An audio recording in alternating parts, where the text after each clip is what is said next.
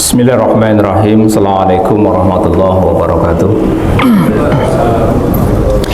Alhamdulillah alladzi khalaqal mauta wal hayata liyabluwakum ayyukum ahsanu amala. Asyhadu an la ilaha illallah wa asyhadu anna Muhammadan abduhu wa rasuluh. Allahumma shalli wa sallim wa barik ala Muhammad wa ala alihi wa ashabihi ajma'in. Amma ba'd. Hadirin rahimakumullah, alhamdulillah, puji dan syukur mari sama-sama kita panjatkan kepada Allah Subhanahu wa taala atas limpahan rahmat dan karunia-Nya yang hingga subuh ini Allah bangunkan kita kembali dalam rangka salat subuh berjamaah dan dilanjutkan dengan taklim. Mudah-mudahan salat subuh kita, taklim kita mendapat ridha dari Allah Subhanahu wa taala. Salat dan salam semoga tetap tercurah kepada uswah dan qudwah kita, baginda Nabi kita Muhammad sallallahu alaihi wasallam, serta keluarga, kerabatnya dan para sahabatnya. Dan mudah-mudahan kita termasuk kelompok beliau yang tetap istiqomah dalam menjalankan sunnah-sunnahnya hingga akhir hayat kita. Amin ya rabbal alamin. Baik hadirin, kita lanjutkan dari kajian bulan lalu. Hari ini kita akan bahas tentang bagaimana menjadi orang sabar, belajar dari Nabi Zulkifli alaihissalam. Dan bersyukur juga kita hari ini adalah bagian dari orang-orang yang Allah pilih untuk bangun kembali pada pagi hari ini melaksanakan kewajiban kita. Tadi imam kita membaca di rakaatnya kedua surat An-Nisa ayat 103 diantaranya, Inna sholata kanat alal mu'minin. Salat itu adalah kewajiban, ya, maka dia sudah bukan lagi diwajibkan tapi sudah kewajiban, kebutuhan. Maka kita termasuk orang yang Allah pilih. Karena kalau yang lihat misalnya lingkungan kita, mungkin kompleks Senturi 2 dan lingkungan sini, kalau saja hari ini semua bangun sholat subuh pasti masjidnya penuh. Berarti yang bangun ini adalah yang Allah pilih pagi ini untuk bisa bersyukur, bisa bangun sholat jamaah laki-lakinya di masjid. Itu Pak Zainal ya? Berarti Pak Zainal termasuk yang dipilih ya? Ya, karena tidak semua orang dipilih. Alhamdulillah, bersyukur. Yang belum baca doa bangun tidur tadi dibaca ulang ya. Masih ingat baca doa bangun tidurnya Pak Zainal? Ya, jadi bersyukur yang pertama karena Allah pilih. Baik, kita masih melanjutkan bahwa dalam Quran surat ke-10 ayat 57 ada 4 fungsi Quran yang terus menjadi bahan rujukan kajian kita sebenarnya. Bahwa fungsi Quran pada ayat ini ada 4 yang perlu menjadi kajian terus oleh kita semuanya. Yang pertama, fungsi Quran sebagai mau'izatu min rabbikum, sebagai pelajaran. Yang kedua, Al-Quran berfungsi sebagai syifa lima fi sudur, penawar, penyegah, penyembuh bagi penyakit yang ada dalam dada. Kemudian yang ketiga sebagai hudan, sebagai petunjuk, dan rahmah, ini yang paling penting ya. Dari keempat ini kita masih sama-sama belajar fungsi Quran yang pertama sebagai mau'izah. Kalau bulan lalu kita belajar juga dari Nabi Ibrahim dan keluarganya bagaimana menghadapi fenomena kehidupan, maka hari ini kita akan belajar kepada Nabi Allah yang lain, yaitu Nabi Zulkifli. Kita bagian dari belajar tentang profil para nabi dan rasul yang ada dalam Quran, bagian dari mau'izah, pelajaran yang bisa kita ambil. Sedangkan perintah yang lainnya dalam surat Yusuf ayat yang ketiga bahwa kita perlu membaca sejarah. Nahnu naqusu 'alaika ahsanal qasas. Kami telah ceritakan kepadamu ya Rasul kisah yang paling baik. Jadi ketika kita bicara tentang sejarah dalam Quran, maka sejarah itu, kisah itu adalah kisah terbaik yang Allah turunkan dan wajib kita percaya ini. Nahnu naqusu 'alaika ahsanal qasas. Jadi kita perlu banyak mengkaji dari sisi ini. Tentu apa yang kita belajar hari ini dengan pendekatan Quran dan sisi ilmu psikologi. Siapa Nabi Zulkifli? Saya yakin kita mungkin pernah baca sejarah. Ada 2 surat yang bercerita tentang beliau. Ya, Nabi Zulkifli itu diceritakan dalam 2 surat. Pertama Al-Anbiya 85-86 kemudian maaf 8586, kemudian surat Shad ayat 48. Kisah tentang Nabi Zulkifli. Nah, dalam kitab Qissatul Anbiya secara singkat begini kisahnya beliau itu. Jadi beliau itu nama aslinya adalah Bashar. Bashar ini putra dari Nabi Ayub. Nah, satu hari di daerahnya, ini Bani Israel ya, di daerah Syam itu, rajanya ini bikin sayembara karena dia sudah tua, nggak punya anak, Pak. Ini sedikit beda dengan Indonesia ya. Jadi kalau ini punya raja tapi nggak punya anak, sehingga beliau mencari siapa yang menjadi penerus tahta singgasana rajanya. Maka kemudian beliau membuat sayembara.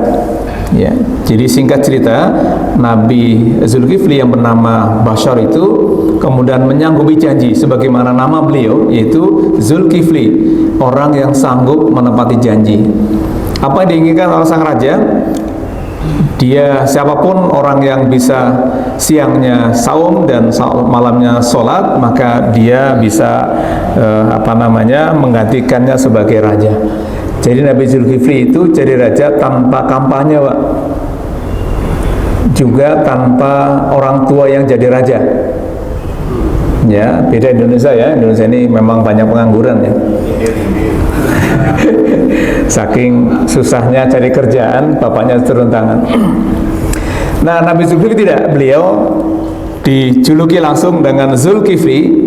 Ya, walaupun dalam beberapa tafsir memang apakah Zulkifli ini bagian dari Nabi atau bukan, tetapi beberapa ulama yang masyhur itu lebih cenderung beliau adalah bagian dari Nabi. Nah, kisah beliau pertama dalam surat ke-21 ayat 85. Wa Ismail wa Idris wa Zulkifl kullu minas sabirin. Profil yang pertama beliau adalah orang yang sabar. Dalam surat Al-Anbiya surat ke-21 ayat 85 ya. Ayat ini nanti yang akan kita jadikan sebagai kajian kita hari ini, walaupun nanti juga kita bahas ada dua sikap lain yang kepada beliau. Jadi beliau disandingkan dengan dua nabi yang lain, Ismail, Idris, dan Zulkifli. Kita tahu bahwa Nabi Ismail itu adalah putra dari Nabi Ibrahim alaihissalam. Nabi Idris urutannya nabi ketiga, dan Nabi Idris ini Bapak Ibu manusia pertama yang diberikan ilham oleh Allah bisa menjahit pakaian. Jadi kalau kita pakai baju sekarang ini ada jahitannya, itu pertama yang diberikan kemampuan adalah Nabi Idris. Dari sanalah, dari beliau pula diberikan kemampuan untuk pandai baca tulis, sehingga nanti setelah beliau itu ada turunan Nabi Nuh alaihissalam yang mampu membuat kapal. Secara teori berarti beliau bukan orang yang tidak cerdas. Ya, orang bikin kapal pasti perlu ilmu. Nah, dari Nabi Idris lah turunan. Dan yang ketiga adalah Nabi Zulkifli. Tiga nabi ini mewakili tiga generasi yang berbeda. Ya, dan Allah sebutkan langsung kullu minas sabirin, mereka bertiga itu adalah orang-orang yang sabar. Itu profil pertama. Profil kedua di surat yang sama ayat 86-nya. Wa adkhalnahum fi rahmatina innahum minas solihin. Mereka bertiga adalah termasuk orang-orang yang soleh. Ini nomor ketiga ya, beliau orang yang soleh. Yang kedua, yang ketiga, beliau itu orang yang paling baik. Wazkur Ismail wal Yasa wa Zulkif kullu minal akhyar. Nabi Ismail, Nabi Ilyasa, dan Nabi Zulkifli semua termasuk orang-orang yang paling baik. Akhyar itu jamak dari khair. Khair, al-akhyar itu adalah orang yang paling baik. Nah, khusus tentang ini misalnya kalau kita lihat dalam tafsir Fathul Qadirnya yang ditulis oleh Syekh As-Sawqani misalnya, beliau menjelaskan kenapa beliau disandingkan, Nabi Zulkifli disandingkan dengan nabi-nabi yang lain termasuk Nabi Ismail dan Nabi Ilyasa, karena beliau termasuk orang-orang yang tadi dikatakan dengan sabar, soleh, dan orang yang paling baik. Ya, jadi beliau lebih cenderung bahwa ketiga nabi ini memang orang yang memiliki kesamaan, yaitu orang-orang yang sangat sabar. Nabi Ismail lalu kita bahas ketika mau disembelih beliau pasrah gitu ya, kemudian sabarnya luar biasa, dari kecil tinggal di padang gurun pasir yang tidak memiliki tempat mainan yang luas, yang apa ya, yang ramah lah kalau bahasa sekarang ya. Sabarnya dari kecil hingga menjelang dewasa disembelih dan sebagainya. Tentu ini pelajaran penting ya. Dan dari ketiga profil tadi hadirin, kita hanya ngambil profil yang pertama. Jadi as-sabirin, as-salihin, dan al-akhyar. Profil Nabi Zulkifli yang ada dalam Quran tadi. Pertama, as-sabirin, sabar. Yang kedua adalah orang yang as-salihin, orang yang soleh. Yang ketiga, orang yang akhyar. Al-akhyar itu orang yang paling baik. Nah, kita hari ini hanya bahas yang pertama, as-sabirin, belajar sabar dari Nabi Zulkifli. Nah, bagaimana sabar itu? Kalau kita belajar kepada beliau, maka beliau itu dilihat dari 4 sudut pandang. Pertama sebagai nabi, kedua sebagai raja, ketiga sebagai kepala rumah tangga, keempat sebagai manusia biasa atau masyarakat biasa.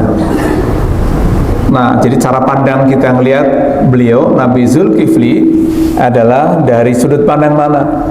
Nabi, raja, kepala rumah tangga, atau masyarakat biasa. Yang jelas beliau setelah menjadi raja pun karakternya nggak berubah. Tadi as-sabirin, as-salihin, dan al-akhyar. Jadi beda dengan orang di Indonesia ya, kalau sudah jadi raja ya lupa misalnya. Dulu waktu belum jadi raja, Pak Izinal rutin tuh ke Kurong-Kurong setiap hari misalnya, meriksa kot depan rumahnya gitu ya. Setelah jadi raja tentu lupa barangkali, kotnya sudah bersih atau mampet kotnya gitu ya, atau sudah ditutup kotnya. Nah, beliau memang luar biasa. Bagaimana sabarnya jadi nabi, kita nggak perlu tahu lebih jauh atau nggak perlu bahas lebih jauh, karena Bani Israel itu dari sejak dulu orangnya ngeyel Pak. Disuruh perang, nabinya suruh maju duluan ya, karena khawatir mati. Udah nabi dulu lah, kan terdekat sama Tuhan, jadi biar ditolong sama Allah. Ngeyelnya luar biasa. Nah, ujiannya jadi nabi juga luar biasa. Yang kedua, jadi raja. Namanya raja itu kan memerintahkan kekuasaannya luar biasa. Ya, jadi raja itu kan jadi hukum, ngomong A jadi ikuti, B diikuti. Tapi karena beliau memiliki kesabaran, tentu jadi raja tidak semena-mena. Yang ketiga, jadi kepala rumah tangga. Nah, ini barangkali yang bisa kita contoh ya, karena kita bukan raja, bukan presiden, kira-kira gitu. Kita jadi kepala rumah tangga yang sudah punya keluarga, atau menjadi manusia pribadi. Masing-masing ini punya kelebihan, masing-masing punya karakter yang berbeda. Jadi nabi, menjadi raja, menjadi kepala rumah tangga, dan menjadi manusia biasa. Tentu berbeda karakternya, berbeda domainnya, berbeda cara kita memandangnya. Nah, kalau kita memandang dari sisi kepala rumah tangga, maka ujian besarnya dari rumah tangga itu, misalnya kalau coba kita lihat urutan dari Quran surat Al-Baqarah dari 155 hingga 157. Ini kita akan belajar bareng-bareng. Ayat ini hadirin ada 3 ayat dalam Al-Baqarah ya, 155, 100 sampai 157.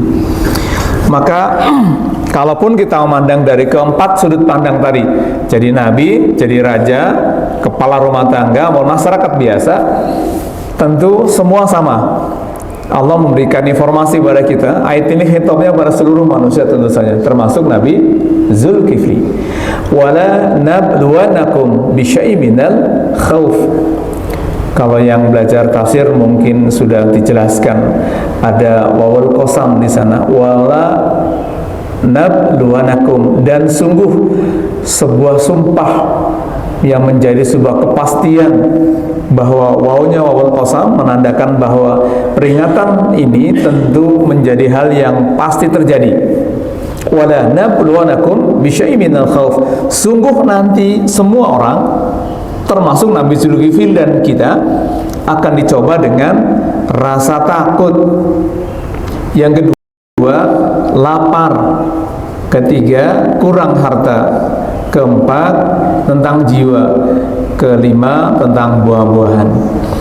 Nah, di akhir ayat ini, wabasyiris sabirin, beri kabar gembira pada mereka yang sabar. Siapa itu? Alladzina idza asabathum musibah qalu inna lillahi wa inna ilaihi rajiun. Kalau di sini, kalau pengumuman orang meninggal gimana, Pak? Biasanya kalau pagi-pagi gitu ya, di depan masjid mungkin ada yang ngumumin Assalamualaikum warahmatullahi wabarakatuh. Sudah mulai mendayu, kelihatan nih. Kemudian inna lillahi wa inna ilaihi rajiun. Di sini begitu nggak? Begitu ya? Di masjid ini gimana pengumumannya? Langsung? Iya, lebih betul begitu, Pak. Karena kadang-kadang gini, inna lillahi wa inna ilaihi rajiun, telah berpulang ke rahmatullah Fulan bin Fulan. Padahal terjemahan ayat itu bukan telah berpulang ke rahmatullah. Seolah-olah terjemahan ayat itu inna lillahi wa inna ilaihi rajiun itu adalah terjemah dari telah berpulang ke rahmatullah. Padahal ayat itu terkait tidak hanya untuk orang meninggal, terkait dengan musibah yang dihadapi. Ada 5 musibah tadi, ada 5 problem: ketakutan, kelaparan, kurang harta. Nah, jiwa nih, nah jiwa itulah yang lebih kepada kematian. Jadi kalau misalnya lagi takut sendirian, dikagetin gitu ya, atau apalah ya. Jadi sebutan ayat ini inna lillahi wa inna ilaihi rajiun itu di beberapa masjid seringkali kurang tepat cara pengumumannya. Tadi ya, pagi-pagi atau siang hari, Assalamualaikum warahmatullahi wabarakatuh, inna lillahi wa inna ilaihi rajiun, telah berpulang ke rahmatullah Fulan bin Fulan jam sekian umur sekian. Padahal ayat tadi terjemahnya bukan telah berpulang ke rahmatullah kira gitu, tapi inna lillahi wa inna ilaihi rajiun, semua datang dari Allah dan akan kembali kepada Allah. Tidak hanya tentang kematian saja. Maka redaksinya lebih baik dari salam kemudian langsung telah berpulang ke rahmatullah, telah berpulang ya, telah meninggal dunia juga boleh lah. Tapi bahasanya kita kan lebih bahasa yang halus. Nah, ya tenang di rumah bapaknya. kalau di tetangga sebelah itu di koran-koran tulis telah berpulang ke rumah bapak di surga dengan tenang. Ya, mungkin bapak mertuanya berada di sana ya, ke sebelah. Oke, ayat ini tidak terkait langsung dengan orang meninggal saja, tapi terkait dengan musibah, terkait dengan problem yang dihadapi. Ya, jadi sebaiknya nanti redaksi pengumumannya diubah biar lebih elok gitu ya. Kalaupun mau menggunakan ayat ini disebutkan Allah berfirman. Ya, jadi ini kaitannya dengan musibah. Artinya mengingatkan kita semua bahwa kita semua akan kembali pada Allah. Nah, tapi tadi seolah-olah jangan sampai terjemahannya itu justru malah orang pahamnya itu seolah terjemahan ayat tadi itu telah berpulang ke rahmatullah. Nah, gitu ya, nanti redaksinya Pak Zainal diperbaiki ya. Kalau pengumumannya sebaiknya di sini sudah tepat lah. Gitu Ustaz ya. Jadi pengumumannya langsung saja. Kalaupun mau Allah berfirman inna lillahi wa inna ilaihi rajiun, telah semuanya, sesungguhnya semuanya itu milik Allah dan akan kembali kepada Allah. Ya, ini kan tadi misalnya kehilangan masalah ya, kehilangan duit, kehilangan apa gitu ya. Ini kehilangan sibuk menyalahkan yang lain. Kehilangan motor, sibuk security dipanggil. Kamu jaga gimana sih gitu ya. Lafaz pertama yang perlu ucapkan adalah inna lillahi wa inna ilaihi rajiun. Ya, salah. Nanti misalnya Pak Zainal kehilangan lele satu misalnya, ya inna lillahi wa inna ilaihi rajiun, telah berpulang gitu ya lele saya gitu kan. Baik, apa yang perlu kita lihat dari ayat ini? Ketika musibah itu dihadapi dengan cara pandang ini, tadi termasuk Nabi Zulkifli, mengapa beliau sabar ketika mendapat cobaan itu, entah sebagai raja, sebagai presiden tadi ya, sebagai orang tua, sebagai masalah biasa. Ternyata kata kunci sabarnya dalam ini pada ayat ini adalah ulaika alaihim. Ini penting. Jadi ketika mendapatkan musibah tadi mau dalam rasa ketakutan, kecemasan, stres dan sebagainya itu memasrahkan pada Allah itu kata kuncinya ternyata. Nanti kita lihat bagaimana pandangan sisi psikologinya. ketika sudah memasrahkan diri apa yang dicoba tadi atau yang dialami itu, Allah memuji, Allah berikan kabar gembira, ulaika alaihim sholawatu rabbihim wa rahmah wa ulaika humul muhtadun. Ada 3 hal yang Allah akan berikan, Bapak. Ini tentu tidak mudah ya, cara pandang bisa menghadapi masalah di rumah tangga, ya mungkin takut nanti bagaimana masa depan anaknya, mungkin sedih dan sebagainya ya. Jadi dari kelima problem yang diceritakan dalam Al-Baqarah ini mewakili semua problematika yang kita hadapi. Nanti kita coba lihat. Nah, ternyata tadi kalau coba kita lihat ciri orang sabar pada surat Al-Baqarah tadi adalah menerangkan bagaimana ketika Allah menguji kita tadi ya, diuji dengan ketakutan, kelaparan, kurang harta, jiwa dan sebagainya, adalah mereka yang memasrahkan dirinya kepada Allah Subhanahu wa taala. Nah, kita lihat urutannya begini. Ketika problem itu dihadapi diberikan kepada kita semua, ini termasuk Nabi Zulkifli tentu saja, kan urutannya kenapa perlu sabar? Karena memang ilmu sabar itu ilmu yang sangat mahal. Dan akan ada cobaan dalam kehidupan yang pasti akan kita lalui. Ya, jadi ada ketakutan, kelaparan, kurang harta, masalah kejiwaan dan buah-buahan. Dulu pernah kita bahas tentang kenapa Allah uji kita dengan ketakutan dan kelaparan. 2 hal yang sebenarnya ini sama-sama menjadi pemicu munculnya penyakit atau perilaku. Pertama, tanda ketakutan. Takut itu adalah bagian dari emosi yang dari rasa takut itu muncul penyakit turunannya berupa kecemasan dan stres. Yang kedua, kelaparan. Rasa lapar itu bisa berubah karena tuntutan rasa lapar itu dari perut naik ke atas, insting di tenggorokan, pengen makan. Karena nggak ada makanan, maka berpikir bagaimana cara makan. Bahkan bukan cara makan saja, cara mendapatkan makanan. Ada yang kemudian melampiaskan dengan hal negatif, mencuri misalnya, menipu misalnya, koruptor misalnya. Kalau korupsi nggak tahu ya, mungkin yang lainnya. Tapi kalau rasa lapar seringkali berperilaku negatif. Contohnya ada maling di masjid misalnya, nyolong kotak amal. Ketika ditangkap, dalihnya pasti untuk makan. Nggak mungkin lah ya kalau ada kotak amal, saya belum dengar misalnya, kenapa kamu curi? Buat itu Pak, nutupin beli mobil BMW kurang misalnya. Rasanya enggak lah ya ketika ngecek kotak amal masjid. Nah, maka kalau tadi pertama kaitannya dengan psikologi, kaitannya dengan rasa takut, emosi, stres dan sebagainya. Yang kedua, lapar itu kaitannya dengan perilaku. Itu kedua cobaan yang nanti berdampak kepada yang lainnya. Kalau sudah psikologisnya terganggu, perilakunya terganggu, tentu cara mendapatkan harta dalam kehidupannya pun tidak normal. Jiwanya pun bisa jadi masalah. Ya, nah nanti kita lihat. Nah, ternyata kita terus berusaha, maka ada hadis gini. Hadis ini sahih ya. Baginda sampai memberikan kepada kita penguatan. Al-mu'minun qawiyyun khair. Mukmin yang kuat itu lebih baik dan lebih Allah cintai. Maka kata baginda ada 4 indikator kalau jadi mukmin yang kuat. Pertama, ikhris ala ma yanfa'uk. Kalau ingin mempunyai jiwa yang kuat, mukmin yang kuat itu yang pertama, ikhris ala ma yanfa'uk. Bersemangat dalam melakukan hal yang berdampak baik. Ya, jadi kalau misalnya sedang ada musibah, berarti dampak baiknya apa? Mengalihkan, tidak fokus pada masalah itu saja dan sebagainya. Yang kedua, wasta'in billah kata beliau. Minta tolonglah selalu kepada Allah. Yang ketiga, wala ta'jiz, atau dalam matan lain wala ta'jas. Jangan merasa lemah. Dan yang keempat, fa idza asaba musibah qalu law kana kaza wa kaza walakin qadarallahu ma syaa. Kalau punya problem, punya masalah, jangan sibuk menyalahkan sana sini, tapi sibuklah berkatalah bahwa ini atas takdirnya Allah. Nah, itu 4 hal ya. Nah, pada ayat ini ketika kita berusaha mengalihkan mencari solusi ketika punya masalah itu dengan sabar, maka Allah akan berikan 3 hal tadi ya. Sholawatu min rabbihim, diberikan keberkahan dan ampunan yang sempurna Pak.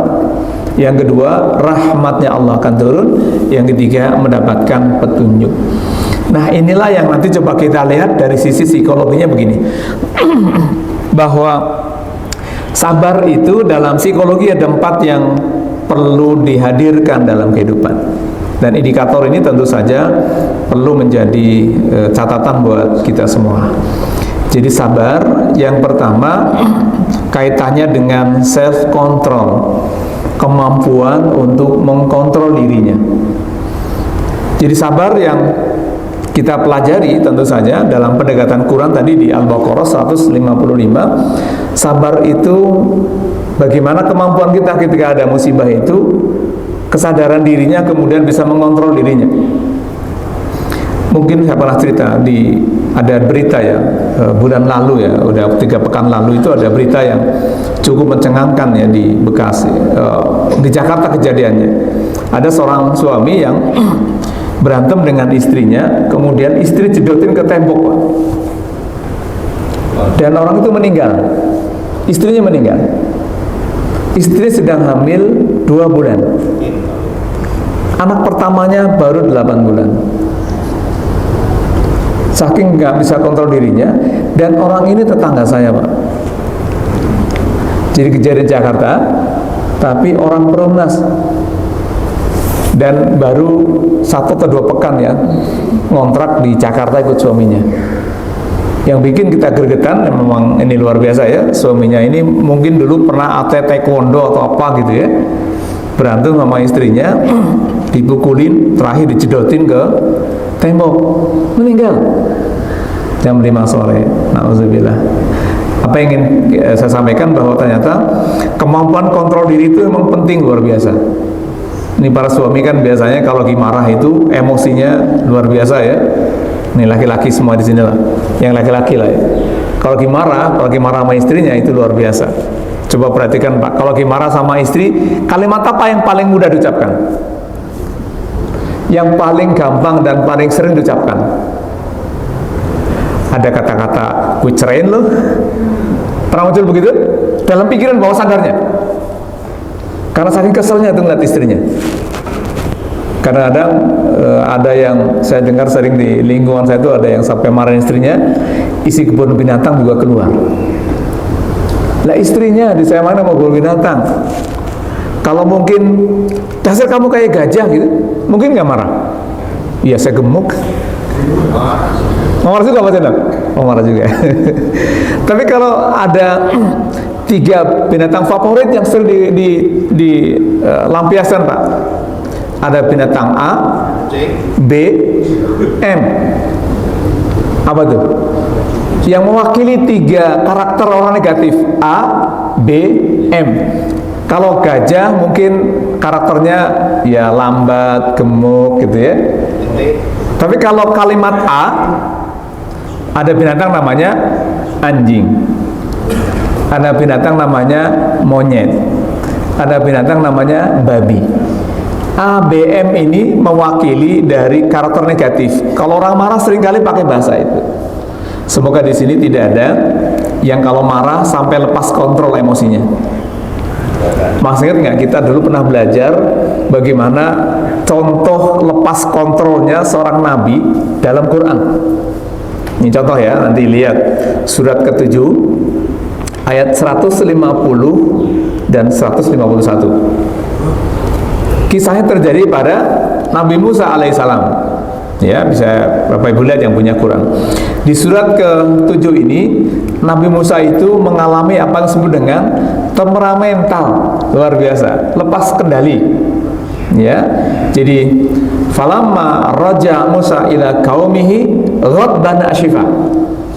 Suatu hari ketika Nabi Musa datang pada kaumnya dengan melihat kaumnya sedang menyembah patung, kemudian ghadban ashifa, beliau marah, sedih, semua bercampur baur.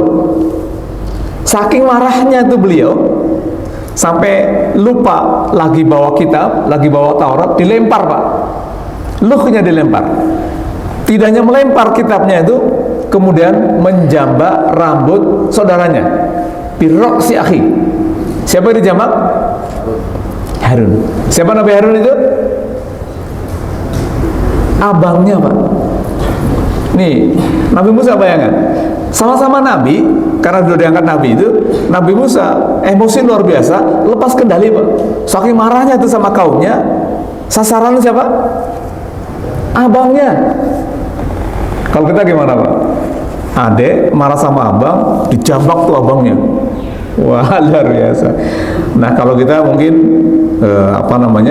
tambah emosi, ya mungkin kata-kata negatif, kurang asem loh gitu kan, adek songong gitu ya. Lihat Nabi Musa, beliau lepas kontrol karena saking marahnya, kemudian dilempar tuh kitabnya, luhnya itu, kemudian sampai menjambak rambut abangnya Nabi Harun alaihissalam. Tapi apa yang dilakukan Nabi Harun? Ini lihat Bapak Ibu. Nanti kalau kita lihat kalimatnya sangat indah. Kata-kata yang keluar dari lisan Nabi Harun sebagai abang kepada adiknya ketika adiknya lagi marah lepas kontrol tadi itu, maka Nabi Harun hanya berkata, "Qala ya ibnu ummi." Hei anak dari ibuku. Coba kata-katanya sangat indah ya. Kalau kita mungkin tidak. Udah dijambak nih rambutnya, enggak dimarah-marahin gitu, bahasanya mungkin kita bisa lebih kasar. Tapi Nabi Harun adalah salah satu nabi yang diberikan kemampuan berkosakata yang baik, diplomasi yang baik. Maka dalam sejarah Fir'aun itu juga kalah debat dengan Nabi Harun alaihissalam. Kenapa? Kosakata yang baik, dipilih yang baik, luar biasa. Dari kata-kata itu kemudian Nabi Musa luluh setelah dikasih argumentasi bahwa mereka kaumnya itu menganggap Nabi Harun lemah, bahkan mau dibunuh. Apa yang Nabi Musa?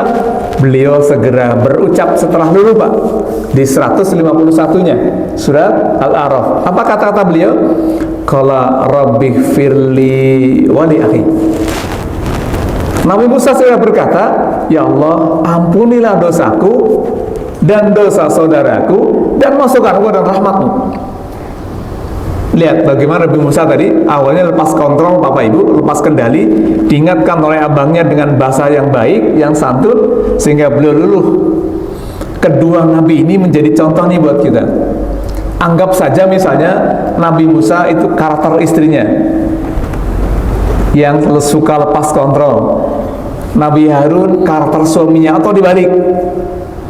Kalau saja di rumah tangga memiliki dua karakter ini yang sama-sama melengkapi, kalaupun berantem nggak pakai lama.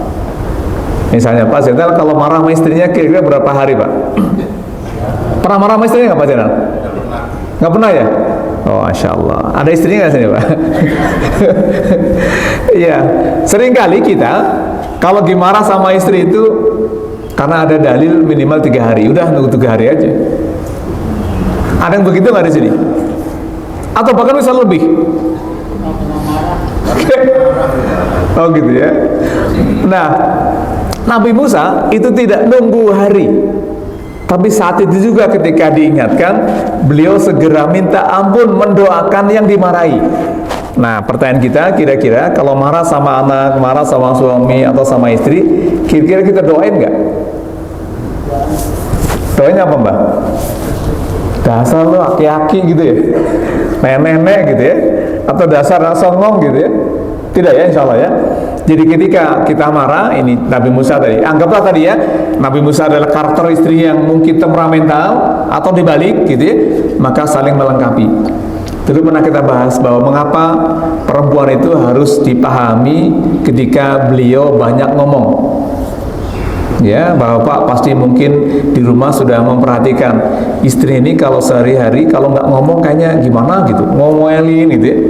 Ternyata memang saraf bicara perempuan itu memang lebih banyak dari laki-laki. Nah, saraf bicara perempuan berapa? Saya semalam seorang perempuan itu bisa menghabiskan 20.000 kosakata Pak Zainal. Sementara kita laki-laki ini hanya 7.000 kosakata. Sehingga saraf bicara perempuan jauh melewati laki-laki. Sampai-sampai kalau ada bercanda, laki-laki bawel loh, kayak perempuan. Kenapa perempuan harus bawel? Karena memang saraf bicaranya Bu. Jadi misalnya Bapak mungkin pernah ngetes istrinya di rumah.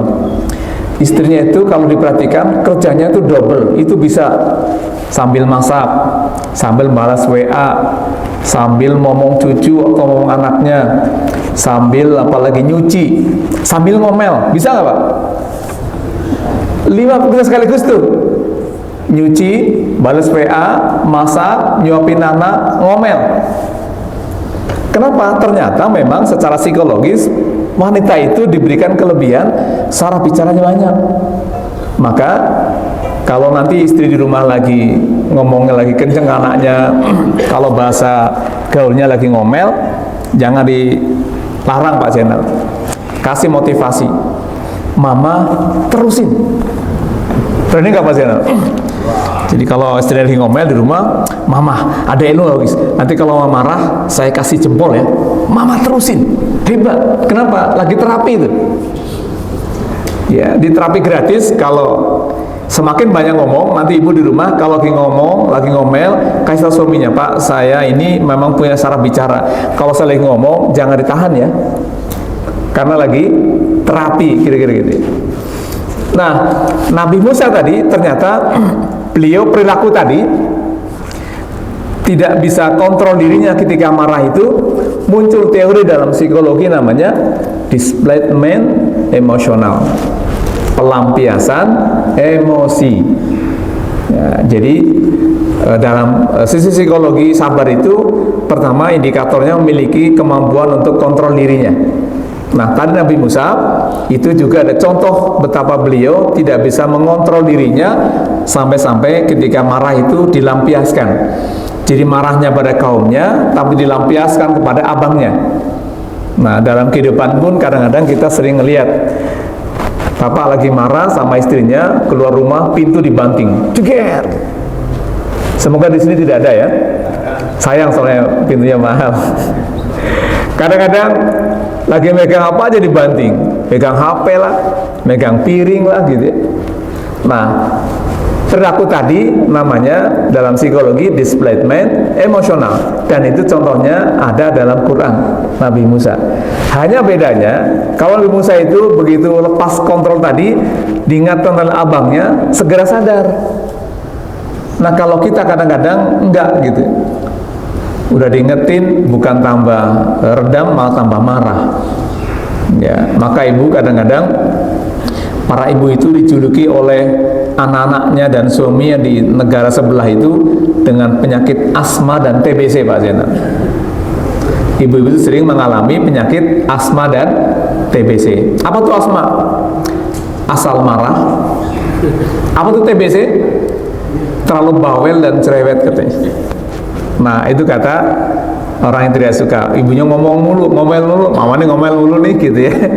Padahal harusnya semakin banyak ibu-ibu ngomong itu semakin sehat jiwanya, karena terlampiaskan saraf bicaranya. Gitu Bu ya. Jadi nanti kalau di rumah lagi banyak ngomong, kasih suami itu kasih tanya, mama ini lagi terapi ya, jangan ditahan. Gitu ya, daripada nanti stres. Baik, itu pertama indikatornya, memiliki kemampuan untuk self control atau kontrol diri dalam psikologi. Yang kedua, indikator sabar itu memiliki ketabahan, Pak. Kita bisa bayangkan kalau tidak tabah gitu ya menghadapi cobaan itu. Ada dalam Quran surat Al-Baqarah di akhir 177 Bapak Ibu bisa dilihat, as-sabirina fil ba'sa wad-dharra wa hinal ba's ulaika ladisadaku wa ulaika humul muttaqun. Ya, Al-Baqarah 177 akhir. Itu orang yang sabar dalam kemelaratan, kaitannya dengan kekurangan harta tadi ya, sabar dalam penderitaan, mungkin juga sakit, sabar dalam masa peperangan. Kalau hari ini peperangannya bisa jadi kalau dalam usaha, saingan bisnis, dalam kehidupan, saingan dalam kehidupan, semua itu bisa menjadi keterwakilan kondisi hari ini. Jadi siapa yang sabar dengan 3 indikator tadi, maka mereka termasuk orang-orang yang benar imannya dan benar takwanya. Nah, kaitan dengan ketabahan tadi, bayangkan diuji dengan kemiskinan, diuji dengan penyakit. Nabi Ayub, ini ayahnya Nabi Zulkifli, itu kan luar biasa. Dicoba dengan sakit yang bertahun-tahun, sampai orang jijik, bahkan istrinya pun pernah meninggalkannya. Ya, tapi karena ketabahan yang dimiliki, ternyata dalam pandangan psikologi itu sabar yang kedua harus ada ketabahan. Jadi kalau nanti nggak sabar lagi berarti lepas kontrol dirinya, kemudian tidak bisa tabah lagi atau ketabahan, ya, ketabahan itu hilang, sudah nggak tabah lagi ya. Ya, kalau tabah dalam bahasa Bekasinya apa tuh? Siap menerima atau tahan terhadap cobaan yang dihadapinya, tabah dia. Ya, tadi dalam kemelaratan, dalam penderitaan, dalam peperangan itu kaitannya dengan ketabahan dalam sisi psikologi. Yang ketiga, Bapak Ibu, sabar itu kaitannya dengan kegigihan dan keuletan. Jadi pada surat Ali Imran ayat terakhirnya Allah mengajarkan kita untuk menjaga kesabaran agar tetap sabar. Sabiru warabitu, sabar dan tingkatkan kesabaran. Jadi kalau sudah hilang kegigihannya, keuletannya, sabarnya bisa hilang.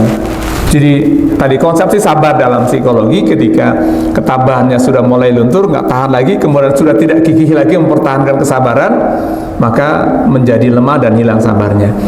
Kemudian yang keempat yang sangat penting ini kaitannya dengan kehidupan kita adalah penerimaan diri, Pak. Misalnya contoh, ada orang yang tidak menerima bahwa dirinya tua, tidak siap kalau dia sudah tua. Ini seringkali memicu ketidakmampuan untuk sabar. Misalnya ada seorang ibu, dulu dia cantik, dia langsing, dia semuanya, tapi begitu sudah lewat 20 tahun, kok sudah semakin lemah, pipinya sudah mulai mengkerut. Nah, ada yang tidak bisa menerima itu, Pak. Ada yang tidak bisa menerima bahwa kenyataan hari ini seperti ini. Nah, ini juga banyak. Ini seringkali dalam psikologi itu penerimaan diri. Ini kalau kasus seperti ini biasanya ada orang yang dia tidak sadar dengan kondisinya hari ini. Nggak sadar misalnya, dulu Pak Jenderal perasaan langsing gitu ya, sekarang kok sudah nggak langsing lagi. Nah, ketika Pak Jenderal nggak ini, kok saya sekarang begini ya, cepat lelah gitu ya. Nah, kalau tidak memahami faktor U-nya, faktor usianya, maka nanti tidak bisa menerima diri. Dan banyak orang yang tidak bisa menerima dirinya, Pak. Tadi ada kemarin sempat jadi calon anggota dewan, nggak jadi, nggak bisa menerima kenyataan, dia nggak jadi, stres juga banyak, Pak. Ya udah habis banyak, nggak jadi. Nah, nggak menerima diri itu banyak kasusnya, kaitannya dengan tidak bisa menerima kenyataan, termasuk dalam hal ini.